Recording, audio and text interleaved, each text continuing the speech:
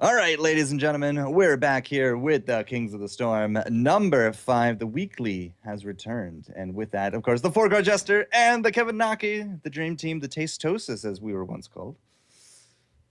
All right, that is high praise. That is high praise. I do not think that my casting is at that level yet, but I appreciate the comment nonetheless. So it was a good weekend, that one weekend that we got all that praise. And now, there's a lot of other streams going on. There's a lot of other commentators entering the scene. We got Solid Jake and Scooby. They're on one, because Xander the Gamer and Gooberface. They're going to be on the other.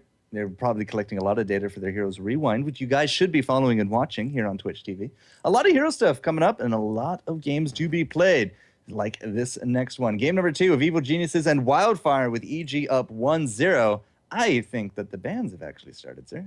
That's right. And are you ready for us to jump into the game? Indeed we are. All right. So our first ban actually came in from EG this time. They decided to knock out False Dad. I do want to mention we are on Blackheart's Bay, by the way.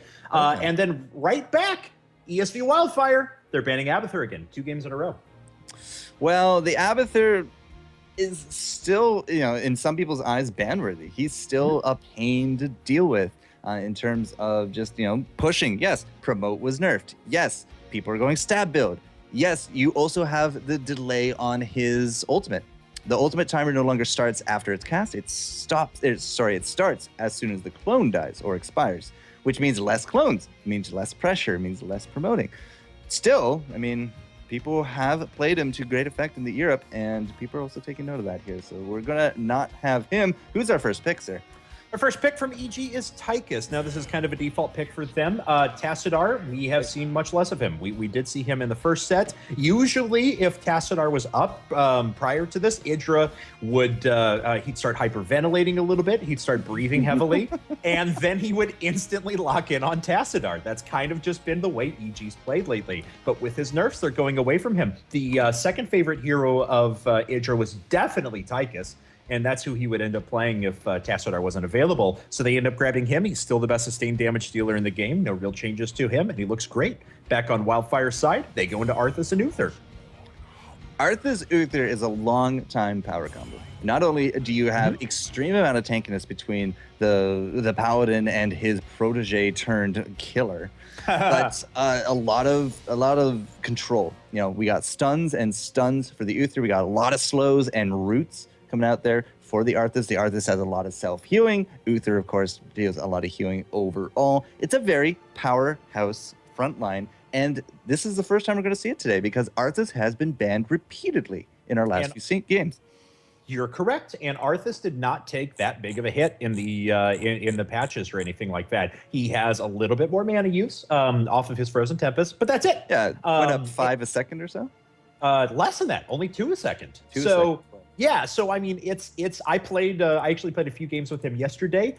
He still feels like Arthas. Like, there's no difference. You do run out of mana a little bit quicker, and believe it or not, if you're someone who's relied on Frozen Tempest a lot to clear, which I do from time to time to aggressively push waves, you will run out of mana quicker than you think you do, but other than that, you're good to go. He's still Arthas. He's still amazing. Back on EG's side, they go with Stitches. Now, Stitches has been their default first pick for Warriors.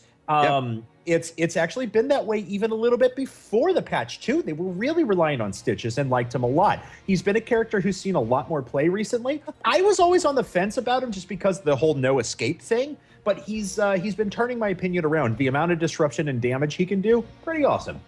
To go with that, again, Jaina. And we saw this in a few series now, because we've seen Stitches in every map today on this stream here in Kings of the Storm, the Stitches Jaina roam. You got the hooks, you got the damage, and you got now the control with the Jaina. You can do some very interesting things with that. And we have been seeing a lot more Stitches because, again, Anubarak is kind of dead in the water, it looks like, in the NA side. And I agree with that. Anubarak without, yes, the rewind and everything like that, but Anubarak just has so much less utility. And the thing is that Anubarak has sustain, but Anubarak is squishy. Anubarak for a warrior is squishier than you think he is. So if you can't get in there and very aggressively disrupt, rewind, jump back out, or disrupt, pop your Locust Swarm and sustain with a couple of healers, then he really loses a lot of his effectiveness. Back on ESV Wildfire's side, though, we have a Rainer Vala. So just straight up Arthas Uther. All right, we've got our big, we got our tanky guy taken care of. He is the tankiest of all of them in terms of sustain and just general stickiness in fights. We have the best utility healer in the game. So let's just go ahead and grab massive damage. We saw Wargreymon play really well as Vala last game.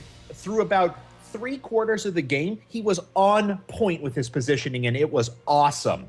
And then they grab Raynor as well. Of course, basically just substituting for Tychus, who was already taken, who was in their comp last time. Now, the flip side, we do got the last pickups here from EG. It's going to be a Brightwing, going to be somebody we do not really see a lot these days. Take a quick guess, because you got 2, 1, Nazebo, the witch doctor from the Umbra jungle. He's going to be gracing us with his presence here on Blackheart's Bay. And, we have had a good amount of time between the last time. God, forgot about these Twitch alerts. We had a lot of time between the Nazebo last time we saw him here in NA. He used to be really good. He used to be, very big in the terms of the Ravenous, the positioning. You could get a lot of good stuff out of it. Yep. But then Zagara was introduced, Chen, Anu Barak, and it just became way too risky, way too high profile. But we have a big shift with this patch. We've been seeing so much less CC between these teams. We are now confident enough to bring him back. I suppose so. Uther Raynor is still enough for me to be like, well, it could go bad for you, especially Uther, just because Uther's basic job in a massive later game team fight is to wade into the middle of everyone, hit Divine Storm and or stun out someone who needs to be stunned, like a Vala or a Nazebo or something like that, and then just die, and then keep doing it for another 10 seconds afterwards. So picking Nazebo into Uther is always a little bit interesting, but if they're able to peel for Nazebo like ESV Wildfire was peeling for their assassins last game, obviously Nazebo dishes out just a crazy amount of damage and will be a fine pickup. It's going to be worth noting, though, that his Death Ritual was nerfed, and it's almost the guaranteed level 1 talent choice for Nazebo. Every time you kill a lane minion, which is now the correct and actual wording here, every time you kill a lane minion, you will gain 5 health and I think 3 mana. They increased it with the patch. But this means mercenaries, heroes, bugs, zombies, other things that people were summoning, they all counted towards it. Now, no longer. So it is a little bit of a hit. So they did bring up individually how much you do gain. Yes. But I'd be very surprised to see if this was not a split pushing Nazebo. Especially on Blackheart's Bay, because that's the point I want to bring up in regards to Nazebo. We're not just seeing Nazebo, we're seeing Nazebo on Blackheart's Bay. Now, I was reading through a bunch of the threads and stuff, and people were saying that Barrel Boys with like a Kerrigan Nazebo comp on Haunted Mines was awesome, just because they clear mine camps hilariously fast. But in this case, Nazebo on Blackheart's Bay is going to be an amazing pusher. And I would expect this to turn into potentially a Merklord Demolitionist straight up split push. You think Nazebo. we're going to see a Merklord? I would love I'd be tickled pink. I know, that would be amazing. Like, why else would we see a Nazebo on Blackheart's Bay with lots of big open spaces that it's harder to trap people with Zombie Wall, with lots of exposed spaces where you can get stunned out of Ravenous Spirit more? Maybe I'm totally off base. I would love to see a Merklord Nazebo on this map. Well, if it is going to be a Merklord, I will give you props, sir. But Blackheart's Bay, not something we see a lot of. Of course, collect the doubloons, turn in the doubloons, and wreak havoc in a good old pirate voice there with Blackheart. And it is going to be here on our blue team. Evil Geniuses, who are up 1-0 in this matchup. They didn't choose this map. It is going to be, of course, the losers of the first that do choose it out, and they struck Dragonshire. So that means that it looks like Wildfire has something up their sleeves for the pirate map, because it's a rare opportunity that we get to see it here in competitive. Yeah, definitely. And I do want to mention, chew your food is what's taken for Mookie Pants this time. So same person on Stitches, this time going with chew your food rather than going with a slam build. Otherwise, everything looks pretty normal. Frozen Wastes, looks like we're going to have a multi-shot build from Vala with composite arrows. Purge Evil, so a smite build coming out of Tyrael. And of course, Season Marksman for Raynor. Ooh, look at this. Evil, ESV Wildfire. They're looking to catch someone on the rotation. Can they, though? Is anyone up? No. EG, are they sniffing this out? Brightwing is playing very defensive right now.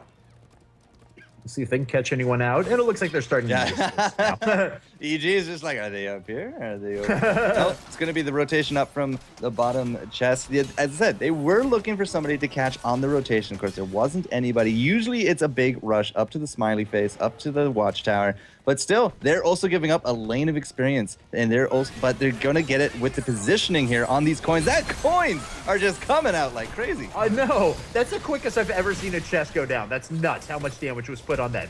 Iakona's going to pay for it. He ends up falling. Very nice pursuit there by EG. Wargreymon trying to sneak in as much damage as he can, but I actually thought he was going to get himself killed for that. So Uther ends up dying, and it's a 1-0 now in favor of Team Evil Geniuses. But it was ESV Wildfire that got the bottom chest. 4-1 split between Poom and Rusty. And, that's a tough line, this bottom lane. Like, having a Tyrael in lane, it's absolutely dreadful. But wow, Arthas actually dropping out in the top from that 4-man roam. 2 kills already going the way of Evil Geniuses. Not where Wildfire wants to end up this early on. Now, this shows you the importance of this watchtower up top. Now, not importance in the sense of like when you solo queue and everyone's like, oh, everyone just go 5v5 and everyone die at the smiley face. No, not that. But just in general, oh my god, Bims is actually knocked up, and that's going to be enough passive. It's not going to go off. Yeah, exactly. Blizzard just directly on top of him as he's in the middle of zombies. Like, how much fun is that? But this vision up here is super valuable. Not so much that you have to overextend yourself, that you have to lose heroes to try and get it. It was a fine risk for Wildfire to take at the beginning to try and set up for that early kill, that early gank, but you do actually have to spend some time knocking that down. That's what's opened up these 4-man ganks from EG at the early part of this game. And because these 2 lanes are so close together, the 4-man gank squad going up and down through the watchtower, if you're controlling it, I mean, it can do work. And as you see already, 3 kills, they've all been on this side of the map. And Evil Geniuses, they are staying together. They're using their skills very effectively in terms of tandem. I mean, it was a hook into a wall into Blizzard. And you see the Blizzard again coming out. Did he just turn right back around on top of that pick? Oh, and Arthas was actually grabbed, and I thought they were going to maybe drop another set of abilities on top of him, but it doesn't look like Equinox had Blizzard off a cooldown or anything like that. Really close, though. I love that Bibbs was down to 10% health. 1 Raynor passive plus a heal from Uther, and he's just back at 100%. And that's the fun thing about Raynor. He's not only is he going to be a tank shredder, but sometimes that second life, man. Faye, unfortunately, has no such second life, is going to actually drop out. Iacona will drop in return because of that zombie wall. Now Pickles could be a big target right here, but I think there might be enough stuns just to keep him alive for a little bit longer. And as I say that, he, of course, does drop. Again, Brightwing, she is not bottom. Poom down here all to himself. It's going to be some good experience for him, but they are behind the curve. And it's very important to note, 1 tower and almost the gate is dead here mid. EG is going to be able to turn in and get an entire fort for this. So despite my bold prediction, I do want to point out, of course, Nazeebo has gone with the Death Ritual Gathering Power Call Down Mule build. So FYI, just putting that out there. But I'm going to give props right now to Nazeebo. Faye has been playing incredibly well. 2 of these kills that EG has gotten are directly due to her landing a timely zombie wall.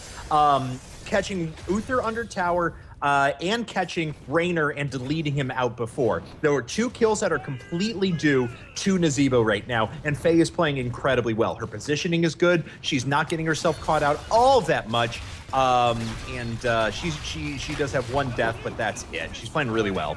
Well, this is not going to be boding well for ESV Wildfire. The death ball comes right on top. They take out the Arthas. You got Idra in the back there looking to land that damage on top of Wargreymon. Instead, it's going to be Raynor going down. Iacona is going to get off that horse. Equinox is chasing him down with that slow, but Mookie Pants just not in range for the hat trick. Still, level 10 to level 8. We've already had the 1 turn in. That mid is not looking so good. It's still Tyrael bottom lane soaking up a lot of experience, but 2 levels difference. He is going to have his work cut out for him.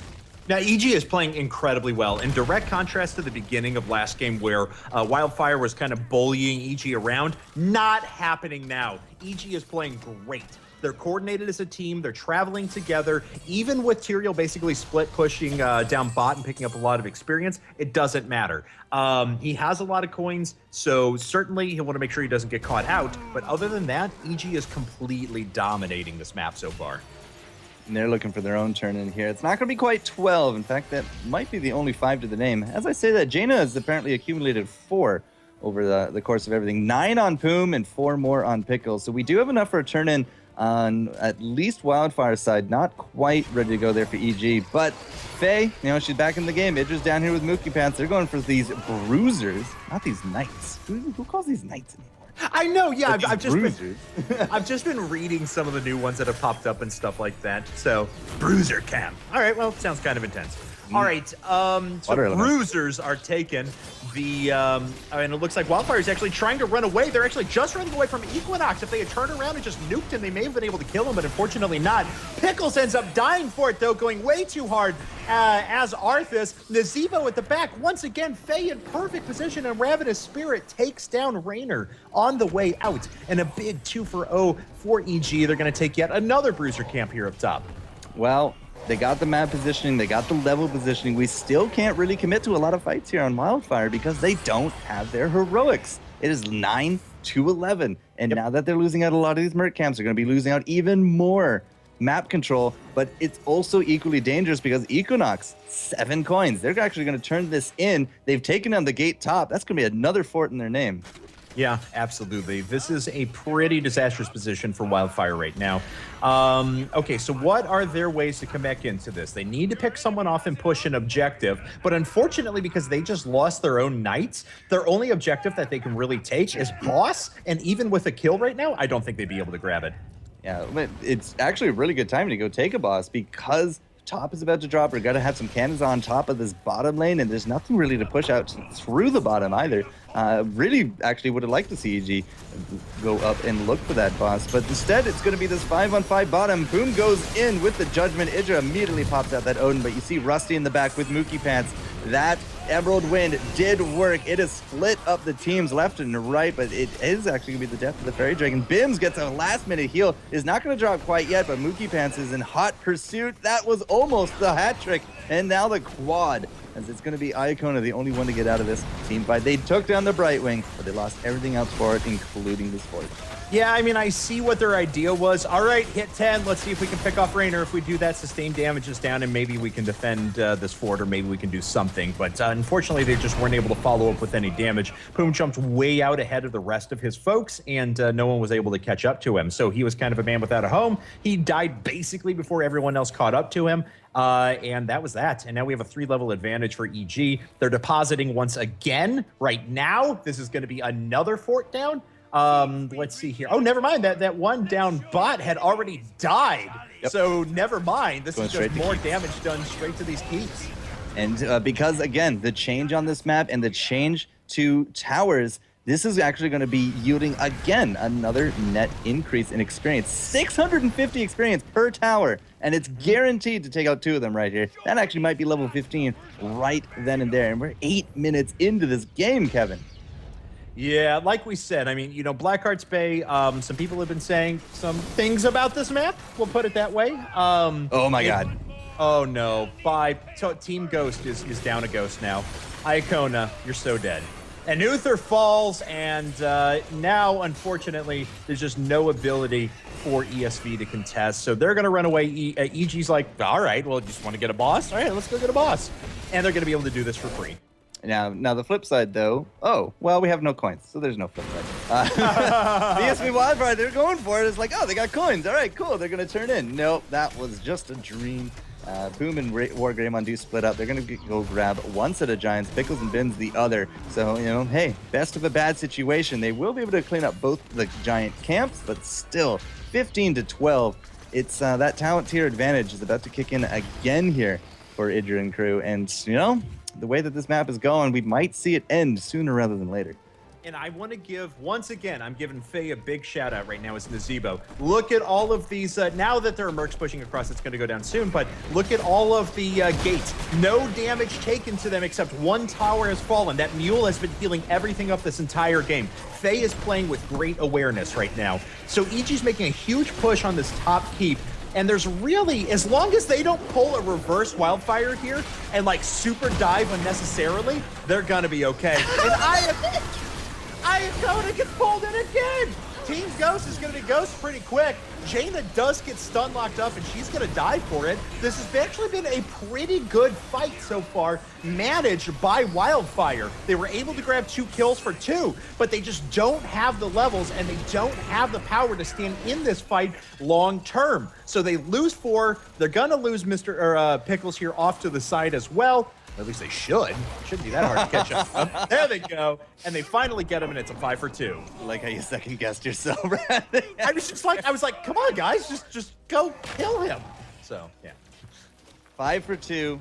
Again, that talent tier advantage. Like, we were level 16 when we started that. Now a clear 17 here for Evil Geniuses. You can see Stone Skin, Specialized Toxin, which again, I really do like in terms of an Azebo. Going with the Rewind and Specialized Toxin, the extra 200% damage with your auto attacks through your poison goes a long way. And believe it or not, Stitches actually went for the fishing hook, not the stun slam. So he is really looking for those picks, and it paid off. I mean, you saw the initiation there. It was Iacona that got basically fished right out of that comp and started out that fight. And of course, the Critter Eyes coming out from the right wing. Something to note here for Jaina. This is definitely a Frostbolt build. If you take a look at it, Deep Chill increases the slow. We got the penetrating shot there with the Frost Shards. Ice Lance reduces cooldowns if you hit a target with your Frostbolt that's already been hit and chilled. Of course, you also got your Water Elemental that's applying all the chills, but Icy Veins. This is a talent that really impressed me back at BlizzCon. Icy Veins means you can get almost 2 to 3 rotations out in proper late game. And we're going to have to see if she can use it to stay alive. Oh, wow, look at the heals, though. Look how much damage Jaina did in the middle of that, despite the fact that she was nuked. So she popped that Icy Veins, and that's exactly what you were talking about there. And unfortunately for Wildfire, I didn't have time to do play-by-play. They just get nuked. Great hook there from Stitches. There's the Gorge. Damage is enough to finish him off. Rusty just doing the back directly in front of the Ghost of Uther. He doesn't care, and it's a 5 for 1. EG now moving up in complete control of this game, and it looks like they're going for a quick 2-0 win. Yeah, 18 to 15. We still don't even have that 16 talents coming out there from Wildfire. Towers are going to put him pretty close to, well, they actually should hit 19 off of that. The keep might put him up about another quarter on top of that. So it's not going to be level 20 quite yet. We can still mount a defense. The core is a very durable core in this patch. Definitely got a little bit more health buff throughout this one, but still 19-16, it is looking dire, because if we lose this match for ESV Wildfire, they're going to duck out of the tournament 2-0, or well, 0-2, I should say. And this would be nice for EG, because honestly, EG has not had the best results lately. We'll talk about that in a second, though, as we do have an engagement down at the bottom right, as Mookie Pants is nuked. I think that's about as quick as you'll see a Stitches die there. And another point pickup, too. Yeah, no kidding. And a really nice pickup there from ESV Wildfire. Still 3 levels down. Don't get me wrong, but that was better. Yeah, they're going to go for the kill on top of Rusty. Can't quite make it to Idja, but still 4 more coins in the pocket of Wildfire. If they, that should actually put them at 9. And actually that will put them at 10. If they take this fort and a turn-in, that's going to be huge for their catch-up experience. Yes, it is. But here's a problem. There's kind of Siege Giants at their core right now. So yeah, they've got to do this, but they're losing all the objectives on the map while this happens. So Wargreymon is going to go back and defend. The rest of their team is, no! Wargreymon stops backing, and they're going to ensure that they get a turn in here before they back. Well, turn in, as you said, you know, Faye and that mule has been doing work. They're only going to get towers in this mid with that turn in. Yep. Because it's going to target mid first. It's not going to target top. If it targeted top, that would be a fort. If we had any kind of tower down here, that would be a fort. But we don't. And the mules have been doing work. You are correct. But this is still going to be a little bit of experience. I think it's going to end up being 1750 if it takes out the healing fountain as well. That half.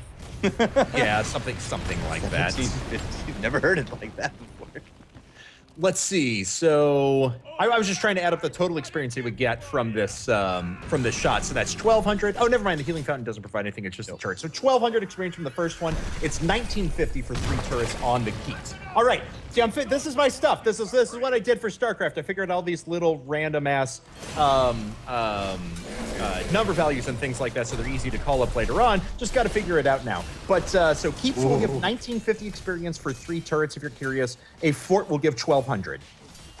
that hook, that fishing. You were literally fishing really hard right there, Mr. Bats. Boss is in swing. It's actually going to go the way of Wildfire, so even if they lose out this fight, they'll have that advantage. Mookie Pants is still not dead in that front line. Look at the Ravenous Spirit. The level 20 talents are coming out strong here for Evil Geniuses. They take home one kill. They take home another, but I don't think they're going to quite find a hat trick on the end of this. Bims, Iacona, and of course Wargreymon are going to get back home and safe. 3-level difference. They do not seem to care about this boss. In fact, it's only Rusty up here to take care of it. I think it's going to be a turn-in, and it does look like that's going to be the case. Do they have enough? Yeah, they have enough. So 16 Chest coins. Regardless. That's another 10. So how many do they actually have right now? After they deposit this, so that's 16, so they've got 2. So they're going to need a little bit more for another turn-in right after this, but this is... They'll have 17 in their pocket minimum. Right. So there's one pirate camp over here. All this creep camp just came up. They have 2 back-to-backs. If this doesn't take down the core, the next one will. And Wildfire has to get a kill. I actually haven't seen this scenario yet in the new patch. I'm curious how much a full turn-in does to a core nowadays. So let's see here. So that's half the cannonball so far, and it's at 9% for each one. So it's going to get down to about 30%, give or take. And if we can't contest this next turn-in, or we can't get any kind of coins under the belt of Wildfire, it's just going to be that's it. That's going to be all she wrote. That is one of the biggest weaknesses of this map. You don't have to fight to end it. 30%. My goodness, Kevin, where did you do your math? No, so it's a little bit. So it's weird. I have to analyze this a little bit more. This is the stuff I really enjoy in games. Yeah, the turn-in, and obviously Wildfire is going to go contest this right now. But it actually, the cannonball started doing more damage at the end. Mookie Pants gets nuked. Rusty taking a huge amount of damage as well. Will Poom be able to come in and finish him off? No. Uther ends up getting nuked, but of course he is in ghost form at the moment. Somehow Wargreymon is still alive. I don't know how he exactly did that. Brightwing falls in the midst of all of this, but Stitches is back in the fight with another resurgence, and finally EG turns that around. A really nice engagement and initiation from ESV Wildfire, but you see what that 2-level disadvantage did to them, and they were not able to sustain in that fight. Wargreymon didn't take any of the coins. Aww. That is going to be all she wrote, ladies and gentlemen. Evil Geniuses, through death by cannonball, will 2-0 the ESV Wildfire and move on here. Kings of the Storm Weekly, number 5. As we watch the proud Poseidon of whatever universe is about to drop. Hydra going to come in for the victory shot. But yeah, that is it. Good game, well played. Level 21 talents. Now, again, big shift. Only 1 resurgence. Yes. Of course, you only have 1 tank. I think only one person that could take resurgence, but still, we've been seeing a bigger shift this patch. Yeah, we've been noticing that this has been a much more damage-centric patch, at least from the small sample size of games that I've seen so far. Less tanks, less healers, usually 2, sometimes frequently 3 assassins, now that Jean is in the mix in a lot of circumstances, and just outright damage builds for most characters. Even on Tyrael and Stitches, we're seeing huge damage builds too. So crazy stuff. EG takes a 2-0 though. Congratulations to them.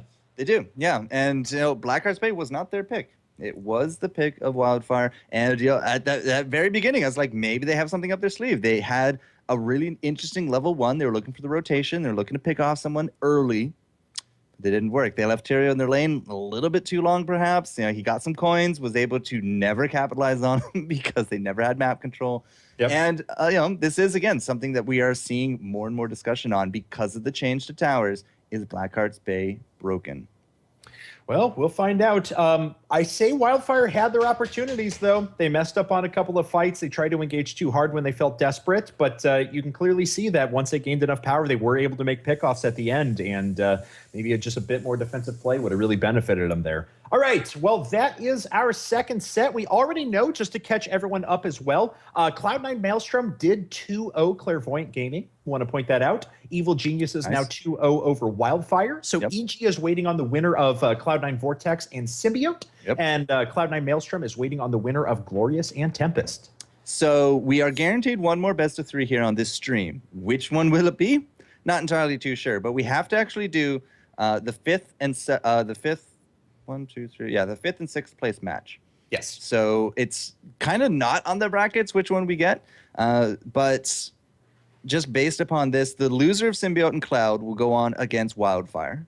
Mm-hmm. And I guess that would leave us with Clairvoyant going up against the loser of Glorious and Tempest, I think. Yep.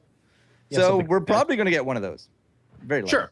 I don't know which one, but yeah, it'll be something like that. You guys, of course, can use the bot in the channel to look at the brackets and, of course, the other streams out there. But for now, good game. Evil Geniuses, move on. And FourCourtJester and Kevin Naki will return with our probable last best of 3 for you here on the stream. So don't go anywhere. Enjoy the music. And if you have any questions, hit us up in the chat.